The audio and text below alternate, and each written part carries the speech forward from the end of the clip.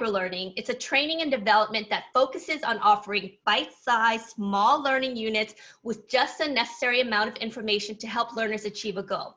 So this is not a webinar where you passively listen to a talking head, right? We want you to immediately take 1, 2, 3 actions after we hang up. It could be, you know, updating your profile. It could be reaching out to 5 or 6 podcasts that you admire and ask them, hey, do you need a guest? It might be writing a script or topic that is of interest to you. So, and as we are community focused, we want you to connect with 1, 2, or 3 people on this call to hold each other accountable. Ping each other or add each other on LinkedIn. As such, when we go into the breakout rooms, make sure you turn on your videos or jump off the call before we do the breakout rooms, because we really need to see you, especially for the breakout rooms. Oh, and also, my name is Lan, and I'm the CEO and founder of Community of 7. Our goal is to bring executives, thought leaders, and change makers together to solve really big social and societal problems. But more so, it's about like, how do we kind of leave this world a better place for our kids? So super excited to have you here today. And so on to our topic for today, our microlearning on how to be a public speaker. And one of my favorite quotes about public speaking is this: the only reason to give a speech is to change the world. So I am so excited that we have Denise Lee Yohn as a guest on today's microlearning. Denise is a highly sought after speaker. She inspires business leaders around the world to build great brands and exceptional organizations. Her keynote presentations have captivated international audience at conferences such as TEDx, the Consumer Electronics Show, the Art of Marketing, the National Restaurant Show, Sustainable Brands, and corporate events at Facebook, Lexus, NFL, and more. In addition to being a world-class speaker, she's a regular contributor to the Harvard Business Review, Forbes. She's been a sought-after writer for publications including Fast Company, Entrepreneur, Knowledge at Wharton, Change This, Seeking Alpha, QSR Magazine. She's been in news media including CNBC, The Wall Street Journal, New York Times. The news and subject matter experts call on Denise when they want an expert point of view on hot business issues. So Denise enjoys challenging readers to think differently about brand leadership. With that goal in mind, she has written several books, including the bestseller, What Great Brands Do, the 7 brand building principles that separate the best brand from the rest, and the new book, Fusion, How Integrating Brand and Culture Powers the World's Greatest Companies. And in the comments section, once she goes on, I'm gonna include her brand website, deniseleeyohn.com. By far, you should all check it out because it is one of the best, I guess, speaker websites that I've seen. And I do research all the time, and it's one of the best. Take a look at that. You can find her on Twitter as well as LinkedIn as well. I'm going to include that in the chat. So Denise, we are kindred souls. When we first spoke to prep for this call, we both found out that we are introverts. And I know it makes no sense to people who might see me or see you on stage because we don't seem like introverts. And one of the things that you said when we talked was that on stage, you felt very comfortable. It felt natural. But when you got off the stage, that's when your introversion kind of came out full blast. So tell us a little bit more about how you overcame this kind of stage fright, this being an introvert, to be one of like the world's leading public speaker, and kind of let's go through this journey in terms of like what motivated you to want to become a speaker. What were the steps that you needed to kind of do to get there? What do you wish you knew back then that you know now? And then we'll kind of go from there and have a conversation. You know, maybe folks on the phone in the chats, let us know if you have any questions that you might have, and we'll ask Denise. So Denise, without further ado. Great. Well, Lan, thank you for that introduction. And it is true that I am an introvert.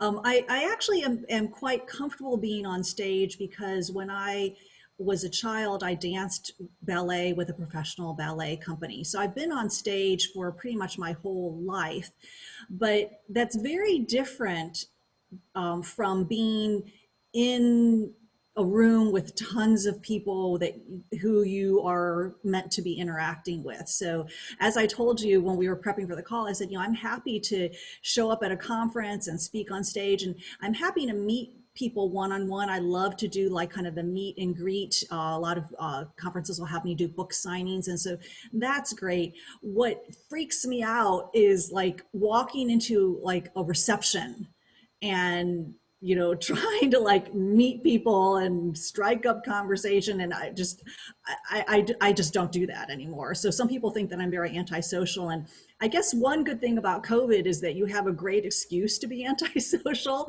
But really, I do enjoy being on stage, and I love the quote that you shared, Lan, about changing the world and changing people's lives and really having an impact. And that's what has motivated me. I have like a list of 10 tips that I would like to share with your group about becoming a professional speaker. But I thought it'd be helpful for me to provide a little bit of background, like you said, that people understand kind of how I got here and who you're hearing this information from. So is it okay if I just kind of jump into a little bit of my background?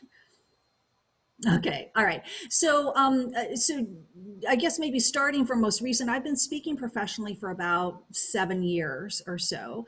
I started out as an independent now 17 years ago. My last corporate job was with Sony Electronics.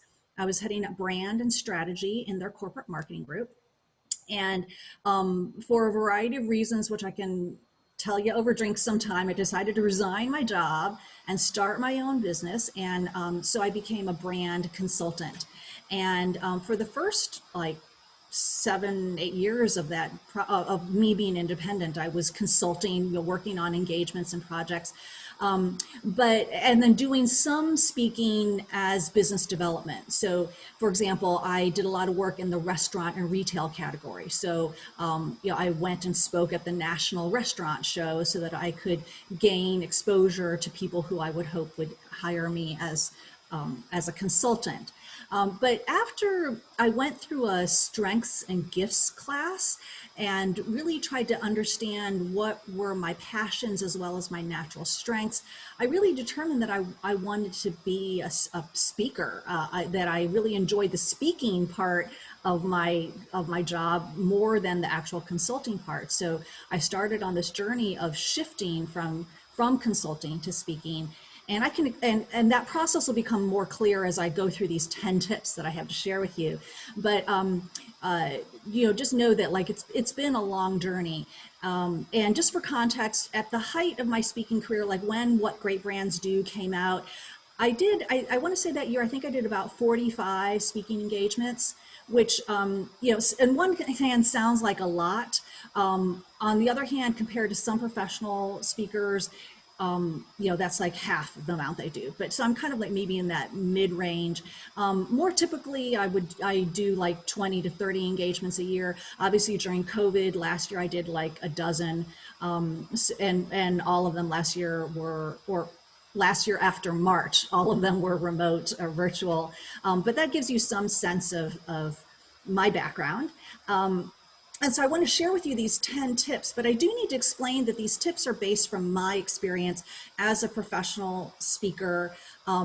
It's different from being a corporate executive who speaks as part of their business. And I could definitely have tips to help you if that's your role. But what I really want to share with you is if you want to become a professional speaker, if you want to have speaking being your primary means of income in your career, these are the tips that I think would be helpful to you.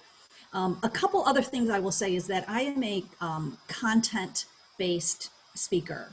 I speak on brand leadership. I speak on customer experience. Speak on culture building.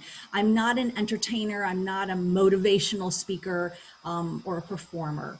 And and so my audiences are usually either corporations who will hire me to speak at their like annual meeting, or I'll speak to their leadership team. Or these days, more and more, I'm doing professional organizations and community organizations who are bringing people together from lots of different companies, but they all are business people. So my audience is business people, and my topic is business oriented. So I guess maybe I should stop there before I get into the 10 tips. And any questions or any clarification I need to provide about my background or anything that you'd want to like me to fill in before I go further. Oh, one person I had a asked. quick question. Yes, go I'm ahead, Jim. sorry. Yeah, Oh, please. I just wanted to, I was wondering if it was applicable, if today's experience, I'm sure it's going to be applicable anyway, but for those of us who do lean toward that entertainment value, will this still hold true today? Yeah, for sure. I think that it's just, I don't know, like, at least like the first few of my tips are very much about content and developing your content. And so for you as a performer, entertainer, I wouldn't presume to be able to speak into that. So that was really kind of more why I was saying that. But I think that in terms of booking gigs and everything, it's probably somewhat similar. So I think that'll definitely apply. Excellent, thank you. Okay. And someone asked about the I, strengths class that I I have, had referenced, and I just wanted to clarify. It was a class that I took through my church of all places. It was part of this curriculum on integrating our faith and our work, and we were supposed to understand, how did God design us? And so I part of the class was taking the Strengths Finder assessment, which some of you may be familiar with. So that's what I was I referring have, to. I have a question, Denise. Sure. This is Eduardo speaking. So nice to see you. Um, Yes. you say you're a content speaker, and I recognize that. And why don't you share a little bit the time that you devote and a little bit of the methodology you devote to produce such a quality content? Because I think that's really amazing of what you do. I do. Well, Eduardo, first of all, you should be giving this talk. Okay, for those of you who don't know my friend Eduardo Braun, he is just this corporate maven, I think, who I would love to share a bio. I probably shouldn't, but no, I've learned some of my best tips from you, Eduardo. But to your point, creating all of that content and establishing yourself as an expert is so critical to your journey. And I kind of hesitated saying this. I wasn't sure whether I was going to say this, but since you brought it up, Eduardo, I will, which is that, some people like they think, oh, I just want to be a speaker. And they don't really, it's not that they don't care about what topic they talk about, but they're kind of like, I just want to be a speaker. And I think that's a really hard place to become a speaker from, because my experience has been that people want to hire experts. They want to hire people who are going to teach them something that, or in the case of Jim or whoever, you're going to share something that you have mastered. And I think that it's more important for you to really develop your expertise and then become a speaker, as opposed to the other way around, or at least that's been my experience. Yeah. So actually, let me go ahead and get into the tips, and maybe I'll explain a little bit more. No, but Eduardo, and please jump in. You've been such a role model and advisor to me, so I appreciate that. So anyway, okay. So tip number one, actually, I should say the first three tips, like I said to Jim, are about content. The next four are kind of more about business development. And then the last three are kind of more general tips. So the first three are about your content. And the first is to identify your topic or topics. Ensure that you have a specific topic or multiple topics that you are an expert in, that you have like a unique perspective, unique experiences, unique skills from which to speak. Like I said, people pay for expertise, and especially if you want to become a professional speaker and command the kind of speaking fees that professional speakers do, you need to be giving people something of value. And I think the only way you can do that is if you are speaking out of your expertise. Now, some people are like, oh, well, I don't know if I'm really an expert. You probably are way more of an expert than you realize. You just need to cultivate that and hone that and then be able to articulate that into a topic. But that's my number one thing is, know what you want to speak about, or if there's multiple topics, make that very clear. And, even think about like, how would you title your talk, or how would you talk about what is the blurb you would write about your topic, so that you really are explaining why is this topic important and what is the expertise or what is the perspective that you bring to that topic. And that brings me to my second tip, which is to ensure that your topic is unique in some way, or that if you're talking about a topic that a lot of people talk about, that you have some sort of unique twist, or like I said, a unique experience from which to speak into that topic. You kind of need to think about your topic as a product, really, and so for those of you who come out of marketing or brand management or product management, that you have to like identify what is your unique selling proposition. Your product must be differentiated and it must be relevant to your audience, which I'll talk about in just a moment. But you really need to be thinking about, why would someone buy this thing? It just so happens that the thing you're selling is the knowledge and the talk that you're going to give. So make sure that you have a unique perspective or a unique topic, articulate why it's important. And again, if you speak on multiple topics, you need to do that for each one. And then the third tip is related to that, which is to target a specific audience. Again, as a product manager, you wouldn't try to sell your product to everyone out there.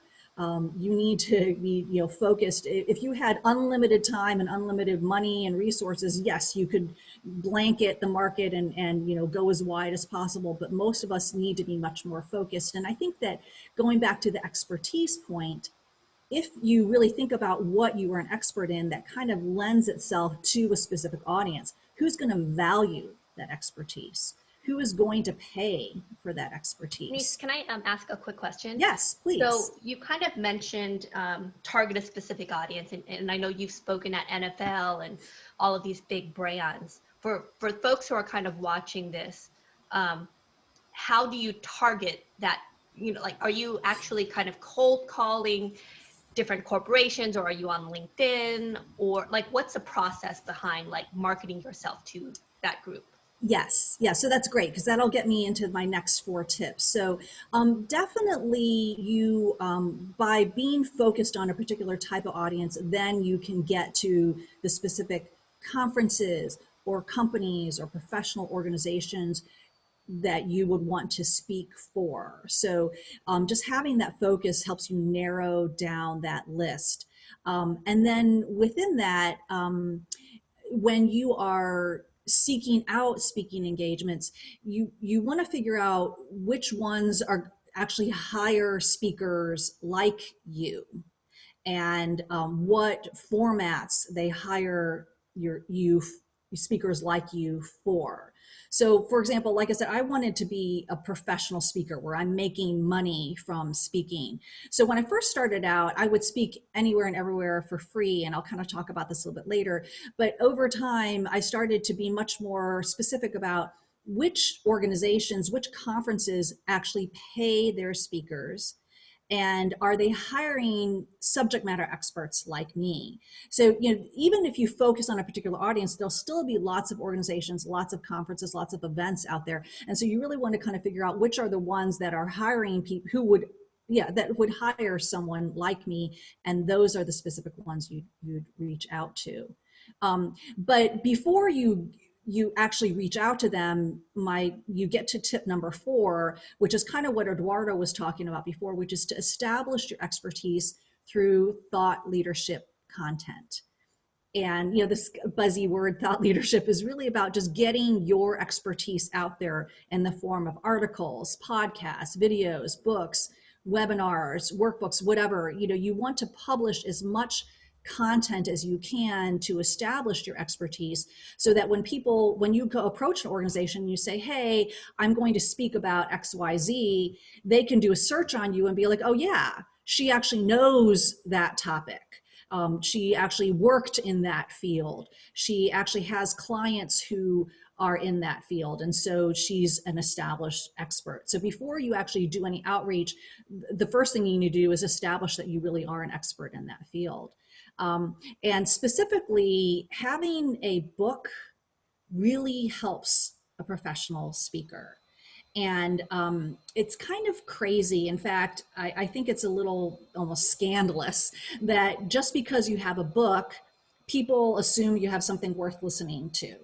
And I don't believe that at all, because I think there are plenty of people out there who haven't written books who have very valuable things to listen to, but for some reason, having a book really does. So part of my journey, you know, back when I said I took that strengths class and determined that I wanted to develop my career as a speaker, I realized I needed to write a book.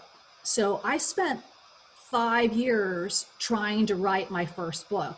You know, all the while I'm still doing a little bit of speaking on the side, but I didn't expect to become a speaker. I was like, I have to do the hard work and create this book. And now this was What Great Brands Do came out in 2014. So the content world has definitely changed a lot since then. But I will say that I felt at that time I was not well known at all. I really, outside of the people who knew me or knew the companies I worked for, really didn't have any reason to believe that I had anything worth saying. So I went to a traditional publisher to publish my book. I ended up going with Josie Bass, which at the time was an imprint of Wiley, and I felt like them publishing my book would give me more credibility and kind of just give me the kind of more of that platform. I also, and I'll talk about this a little bit more, but I also hired a PR firm, and the fact that I was an author through a traditional publisher really helped the PR firm be able to sell me. You can do a lot with self-publishing today, and so I'm not discouraging self-publishing, but my route was I wanted to establish my credibility. I felt if a traditional publishing house like Josie Bass would publish my book, that would say a lot about it. So I went through this whole long, hard process of writing and publishing a book through a traditional publisher. I just want to interject really quick. For Yes. the folks who are on this call, I just, you might look at Denise and you see her speaking in all these places. She spent 5 years writing a book, wrote for Harvard Business Review, all of these publications. She put in the work, right? You don't just automatically get on the main stage of TEDx or whatnot without putting the work. So I just want to kind of stress that as well. Like, she knew and she identified that she wanted to be a public speaker. She wanted to influence, and she was, and I think this is a question from Evan that I'll ask in a second. She started doing free events and speaking at, small events, big events. And she wrote a book, 5 years to get where she is now. And so the question from Evan is, do you recommend doing some freebies, pro bono events, in order to raise your profile and get your name out there? Yes. And so that's actually, I'll skip to my tip 6. And Evan, so you got my tip 6, which is my tip is speak a lot and for free if necessary, as long as it's necessary. Okay. So what I mean by that is, yes, you want to get out there, you want to get the exposure, you want people to see you on stage. And the more speaking you do, even if it's for free, you can get more endorsements from your clients who hired you, and you can get video from those engagements. And in fact, one of the things that I learned early on is to negotiate that into the contract. So yes, I will agree to speak for free, but I would like you to produce a video of it and then give me a copy. And in most cases, that was not an issue for the conference organizers at all. So speaking for free does give you that, allows you to kind of create those assets, and also gives you the list of engagements. And then you can say, well, I've spoken here, I've spoken there. You know, you kind of, as you're pitching yourself to new clients, you can kind of reference that. You know, over time, you're going to need to wean yourself off of that. But again, it's over time. So, you know, I would say for the first couple of years, maybe 3/4 of the talks I gave were for free or for travel expenses only. And, you know, the next, after a couple of years and the next couple of years, you know, maybe half of them were. And then the next couple of years was maybe a quarter. And I still get asked to speak for free today. And now I only do it for, you know, like kind of passion, local nonprofits who, you know, I feel like I really want to serve them. But other than that, you know, I don't. So, you know, but it's a gradual weaning process. I mean, and you have to, what I found is in this age of all these virtual events over Zoom, people think that you'll speak for free because, oh, you don't have to travel and you don't have to, you know, spend the time. And it's like, look, and we can kind of get into this a little bit more, but the amount of time I take to develop my talks, the amount of time that takes me to travel is such a small portion of that, you know, you are getting so much value from my talk and saving me the hassle of getting on a plane, especially I don't have kids, I don't have pets, I can travel easily. That's not a bonus to me. So you just have to be aware that more people are expecting people to speak for free, and a lot of people do it. But if you want to make it your career, you can't. And so this goes back to making sure that you actually are a credible expert in your field so that people will actually pay your fee. So hopefully I answered your question, Evan. Let me just kind of circle back and say my tip number 5, since we skipped over that, is to definitely do your own outreach. Okay, so as a speaker, you have to be comfortable with wearing 3 hats. You know, one is the actual like content development and actually getting up on stage and doing the presentation. And that's, I think, what everyone gets excited about and what is attractive about being a professional speaker. But that's only one of the hats you have to wear. The second hat is business development. And, you know, you could maybe hire an assistant. You know, you may be able to hire a salesperson. I have never had much success with that. I know that people who are maybe more established as a speaker, who have, you know, or like these $1 million speakers, they might have a staff who does that for them. I'm just not at that level, and I really don't have the interest in being at that level. So I do the majority of my own outreach. So that's a second hat that you have to wear. And then the third hat is just all of the logistics and technical stuff and figuring out your slides and, you know, all the kind of nitty-gritty stuff that when you worked in corporate, someone else would do for you. But if you are now on your own as independent, you have to either do it all yourself or pay other people to do it. Denise, quick question. Yes. So kind of, I'm trying to ask questions that I think the audience is asking. So you mentioned that you do your own outreach. What does a typical outreach look like? Hi, my name is Denise. I've done X, Y, Z. You have a really amazing speaker website, and I'm going to share that link in a second. And also a speaker, I guess they call it brochure or whatnot. Yes. Like, yes. What does your typical outreach look like? Yeah. So you need at least 3 things. You know, one is a website, and, you know, even a very basic WordPress template, at least to get some images of you speaking and get your topics out there and, you know, get any client endorsements and definitely your experience. So, I mean, you can put together a pretty basic website, and then the same information goes into your speaker kit. My kit is a 4-page PDF. It's in a PDF format, but it basically introduces me. It has all these, you know, visuals of me speaking. It has my topics. It has some quotes from me. It has a list of all of my, not all, a select list of past clients engagements, and then a select list of past consulting clients and media engagements and things like that. So it just is like a good way to introduce yourself. And then you need to have an intro, some sort of intro video, sizzle video.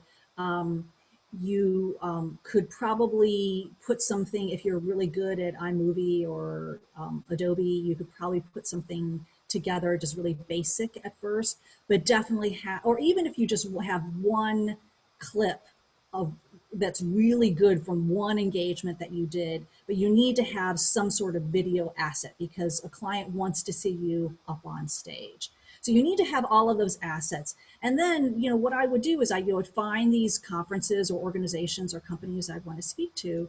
And I would network the heck out of finding someone in the organization who would point me to the right person. So that even if I was doing a cold call, I could say, you know, well, Lan Fan introduced me or recommended that I reach out to you on this. But, you know, it's just like any other networking business development. You have to, you know, use LinkedIn, you know, use your network, ask people. And I literally would ask people, I'd say, I want to speak at these 4 organizations. Do you know of anybody who has spoken there before or who has an in with those organizations, and work it. And then you say, you know, email, again, like this is very traditional business development. There are probably like more savvy ways to sell now these days, but you know, email and LinkedIn, introducing yourself. I'm a speaker. This is what I want to talk about. You know, here are my assets. Let me know if we can talk further. One question that some people may have is about speaker bureaus and their role in helping you get gigs. And what I found is that most speaker bureaus operate like corporate headhunters in the sense, or, you know, yeah, like corporate recruiters, in the sense that, like, if you're looking for a job, the recruiter is actually working for their client. You know, a company, Genentech, needs a scientist. They call up the recruiter and they say, we're looking for a scientist with this many years of experience that's worked for these kinds of companies and can have these and has these skills. And then the recruiter goes in their database and looks for the people who meet that criteria, and then they offer this list back to the client, and then the client says, okay, well, these 3 look good, and then the bureau reaches out to those people. That's pretty much how it works. I think that, again, if you are a very well-established speaker or you have an exclusive relationship with the speaker bureau, they will do some outreach for you, but for the most part, they are working for their clients, not for you. So I wouldn't spend a lot of time trying to market yourself to a speaker bureau, at least when you're first starting out. The best thing that can happen is for a company to call up a speaker bureau and say, I saw Jim Barry perform at this event and I want him at my event. And the speaker bureau is, oh yes, I represent Jim. They hang up the phone and they like search you on Google and they call you up and say, hey Jim, I have a client for you. That's the best thing that can happen. Because then once you've done a gig with that speaker bureau, then you have a relationship. Then you can start talking to them about, well, these are the other kinds of gigs I'd like to do. Or, you know, these are the other companies I'm interested in being part of. And then you can kind of cultivate that. But until you get really established with the speaker bureau, they're not going to spend time on you because they're more focused on their clients. Hopefully that makes sense. And so maybe the last thing I'll say, Lan, is that thought leadership content that I talked about before, get it in front of your target audience. Figure out what websites they reach, what read, what podcasts they listen to, and make sure that you get onto those platforms. And then that's really how you do kind of outbound marketing. You are in the places where they're looking for people. And I can't tell you how many times for the Harvard Business Review, I've gotten calls, I read your article, I want you to come and talk about that topic. I want to just say how incredible it is that you were able to be on all of these publications and like news networks without a publicist. I mean, that's really amazing. But I think it's also comforting for the folks who are on this call who might not have like these huge teams or these huge companies with PR folks, and that you were able to do it grassroots. I mean, I think that's a testament to you and your grit and your power and your smarts. Well, thanks, Lan. I mean, I will say that, again, I did the hard work. So like getting into these publications I wrote and wrote and wrote and wrote, and I would write these articles, and then I would pitch them to these publications, and you know, instead of contacting, I didn't start with the Harvard Business Review. Obviously, you know, I started with, you know, smaller websites, smaller publications, and I, instead of saying, "Hey, can I write an article for you?" I would write an article that I thought their audience would be interested in. I would send it to the editor, and I would say, here's something that I think your audience would be interested in. Let me know if you want to publish it. Didn't hear back from them in a week. You know, ping them one more time and say, hey, you know, I would really like you to run this, but if you're not interested, let me know so I can offer it to someone else. If they didn't get back to me or they're not interested, I go to publication number 2. And I did a lot of the hard work. And again, wrote the content in advance so that people could see, yes, I have quality content. I have something that people would want to read or to engage with. And so, you know, that's how and then you like, as it start with like kind of smaller, more narrow publications, smaller audiences for podcasts. And then over time, you kind of build up, and then you get to these more, you know, higher profile platforms. I will clarify that for my 2 books, I did hire PR firms to promote my books. I wouldn't necessarily recommend that now, because I think that there's so much that you can do on your own without a publicist. And that's not to knock public relations at all. I think there is still a role for them, but I'm just saying that I did hire them because, again, I wanted to establish credibility for my books. And I felt like if I had a high-powered publisher and a high-powered PR team, I would get people's attention. And I did spend quite a bit of money for both. I hired my own editor so that I would have a great book, and I hired the PR firm. But I will say, within my first book, What Great Brands Do, came out in April, and by July I had made up more than what I had spent on my entire book launch through speaking fees. So it works if you kind of set yourself up right. So let me go through my last couple of tips, and then I can answer more questions. I've already kind of covered this, but tip number 7 is to get video and endorsements.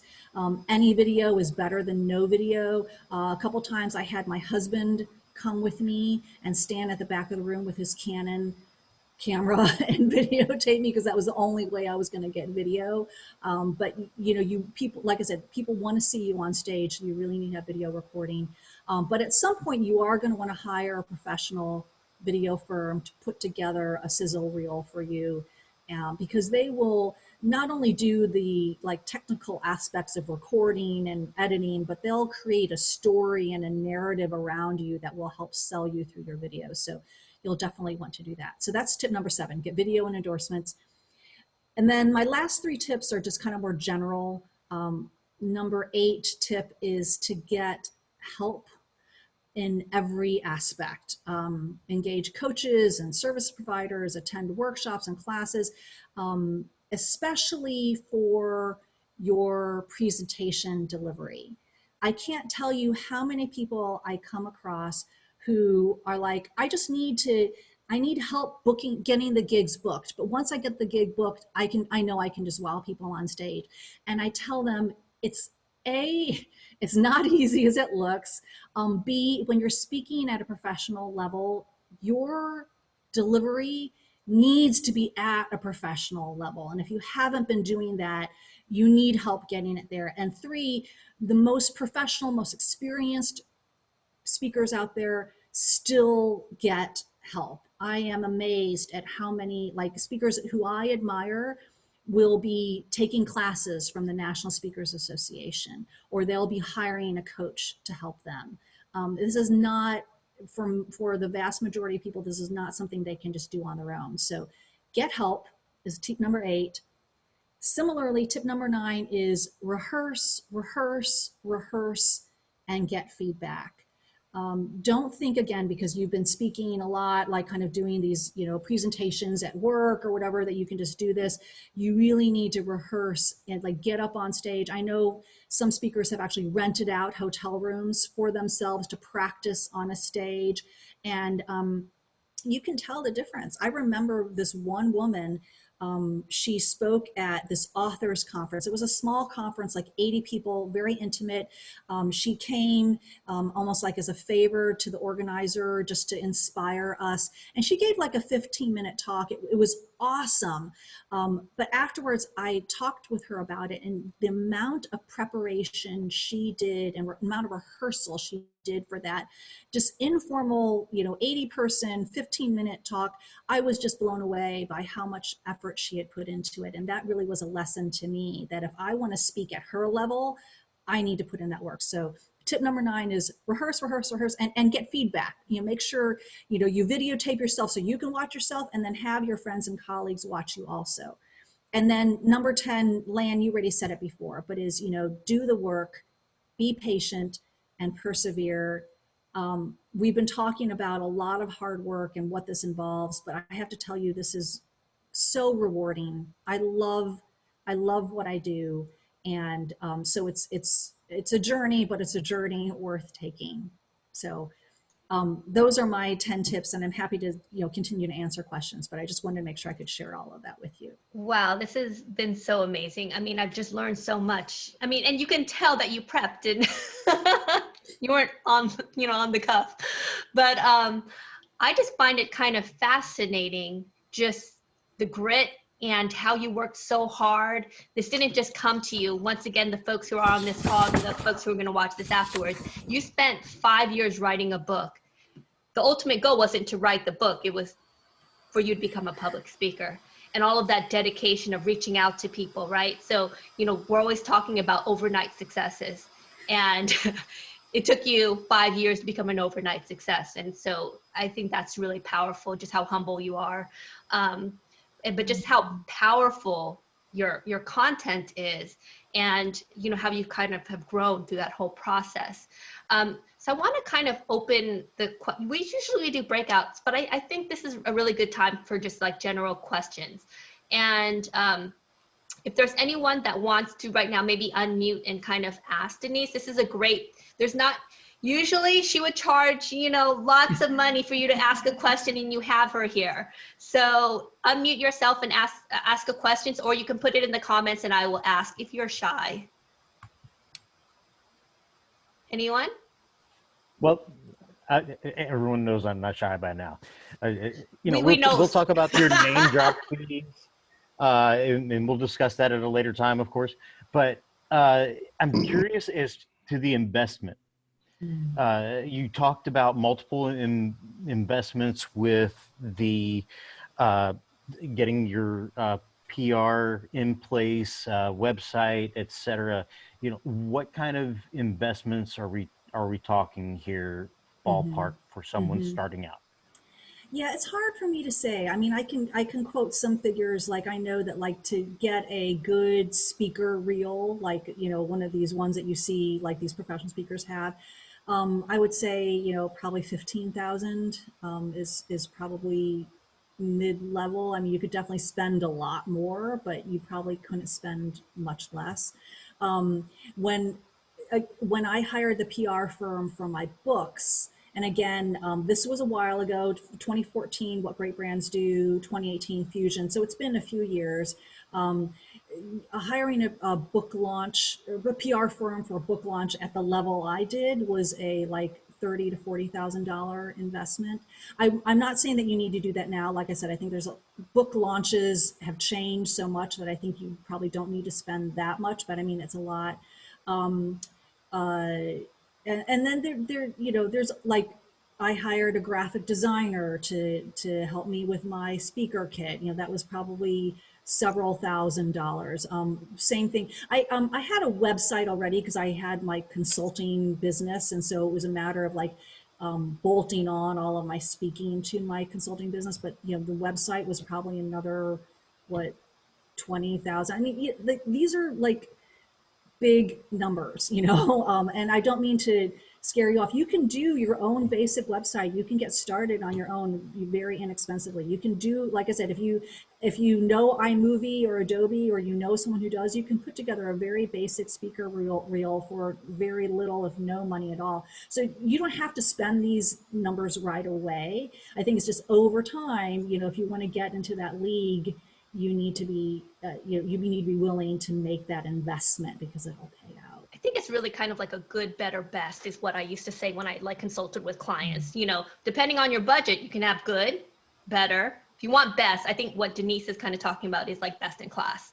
And so you could start like with Wix or some of these free kind of website and create your own, and the cost will be minimum. But if you want to have functionality, if you want X, Y, Z, then it's going to cost money. So That's a great way to put it, Lan. Yeah, for sure. Yeah. And then, you know, I think we have some folks who are on the line, Turlock, who has people he can recommend as well. You know, I think folks in the community can also, you know, so reach out to Turlock if you need someone to web designers, etc. One of the things, Denise, is, you know, we were talking about being introverts, and like I hate public speaking, like, and I'm doing it right now. Yeah. But I think we talked about values and what's important to you. And the last time we talked about your faith. And for me, one of my values that I found is I want to be of service to the world. I want to help people. And for me, I realized that if I really wanted to influence, I needed to broaden my outreach. So, you know, we have about 50, 60 people on the call right now. We had about 240 people RSVP. And then there's gonna be more people who watch it after this event ends. And for me, it was like, that's the impact that you can have. If you really wanna influence lives, you know, I have to kind of get past my fear of being in front of people, right? And the discomfort that I get every time I'm on a call. If I want to influence people, if I want to spread my message, if I want to change the world, if I want to connect people together, I need to first be able to build a community. And so just something for you to kind of think about. Claudine, I think you have a little tip that, so Claudine, first can everyone give like a high five to Claudine, because she's been writing like amazing notes and basically outlining all the tips in there. Claudine is amazing. Claudine, do you want to so Claudine I met Claudine when we were at the ANA. She used to work for me when I was at Fortune as well. But she was also the marketing director for the Multicultural Conference at the Association of National Advertisers. Literally hundreds of the leading marketers in the world would come to this event, and Claudine organized this. So it might be interesting to have someone who actually books speakers. Claudine, do you want to unmute and say hi to everyone? Hey, hi everyone. So glad, you know, I'm such a big fan of Lan's. As she mentioned, she and I worked together at the Association of National Advertisers. And many of the tips that Denise highlighted were things that I was sort of really nodding at and saying, yes, absolutely. Because I booked speakers I would program upwards of 35, 40 events a year at the ANA. And these events are national industry conferences where I'm booking C-suite level executives to more junior level executives. And I would, you know, offer up one tip, and this is what I kept mentioning, that Lan said to me. And I hosted upwards of 35 events a year. One of the tips that Lan said to me at my first awards gala that I was hosting before I got on stage, and Lan said, think about this as if this is your home and you've invited all of these people into your home. And that took away all sort of, you know, we all express, you know, that fear and nervousness, and it just, you know, reshaped and rejiggered the way that I considered it. Like, this is my house and you are all here at my behest. I've invited you, and it just made me so much more comfortable on stage. And I think about that every time I have to go on stage. And reiterating what Denise said about knowing your target audience, you know, I would often get these requests from, you know, at the ANA from people who wanted to speak. And it was clear that many of them had not done their homework. By looking at the ANA conferences to realize and recognize the types of speakers that we were going for, that it wasn't necessarily, you know, they were marketers. So if you look across, you know, if you're interested in speaking at an event, take a look at that, the agenda, and see what, you know, the caliber of speakers they're going for. Are they going for, brands, someone from a brand, you know, at the ANA, or they're going for someone who's a subject matter expert? So maybe you wanted to speak at this event, but after looking at their agenda, you realize, hey, you know what, in the year that I'm looking at all of their events, they've never hired this type of speaker. So don't waste, probably don't waste your time. You may luck out, but, I would say, okay, maybe this other association or this other event is where I needed to go. So great tips. This has been amazing. Claudine, I'm so glad that you shared that. Thank you very much. And I think that your last point is so true. And that's kind of what I was saying about, like, really figuring out who books speakers like you. Now, one tip I will say that I found can be helpful is if you have a really great client who is, high profile and who's willing to speak and wants to speak, you could see if you can kind of put together a talk with the two of you and then, go do it, or even offer to interview that client for their session or something. So there are ways that you can kind of ride someone's coattails. But to Claudine's point, a lot of conferences want to hear from practitioners, like people in jobs, the head of this, the head of that, or whatever. And it's just not, they're just not going to hire you. So don't waste your time. And that's absolutely correct, Denise, and that's the way that we would, at the ANA at least, that we would get, so particularly say in a data and research conference that I programmed, perhaps the head of research and consumer insights at the brand does not have the level of expertise that their agency does. So we wouldn't necessarily hire the agency, but the brand would bring the agency who was the subject matter expert along, and here's an opportunity. So if you're a consultant, you have, your brand or your client, bring you along, and you can then be the subject matter expert that answers some of those critical questions that perhaps they can't field. But that's also a great tip. So thank you so much. Oh, sorry. One last question, Turlock. Can I have Claudine's email contact? You can actually in the chat ping her right now. I don't know if she wants us to give everyone her email. So Happy to help. Awesome. So we're kind of closing up right now. Any final thoughts, Denise? You have the mic.